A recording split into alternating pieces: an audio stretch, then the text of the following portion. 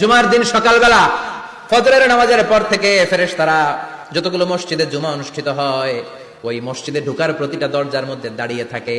কারা কারা আগে আগে জুমার নামাজ পড়ার জন্য মসজিদে যায়, প্রত্যেকের নামগুলো একটা জান্নাতের রেজিস্ট্রি খাতার মধ্যে তুলে নেয়। সুবহানাল্লাহ। এই নামগুলো স্পেশালি আল্লাহর কাছে পাঠানোর জন্য।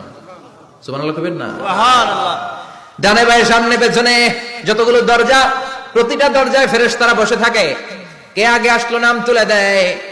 তুলতে তুলতে তুলতে তুলতে খতিব সাহেব যখন খুতবা দেওয়ার জন্য মিম্বারে যেয়ে বসে যায়, ফেরেশতারা তাদের খাতা বন্ধ করে তারাও খতিব সাহেবের সামনে জুমার খুতবা শোনার জন্য বসে যায়। পড়েন সুবহানাল্লাহ। প্রথম জুমার দিন জুমার মসজিদে যে ঢুকবে, বিশ্বনবী বললেন আল্লাহর রাস্তায় একটা উট কুরবানি দিলে যে সওয়াব, এই সওয়াব আল্লাহ আমলনামায় দিয়ে দেয়। সুবহানাল্লাহ। দ্বিতীয় পর্যায়ে যে ঢুকে, বিশ্বনবী বললেন বাকারা, গরু কুরবানির সওয়াব পায়।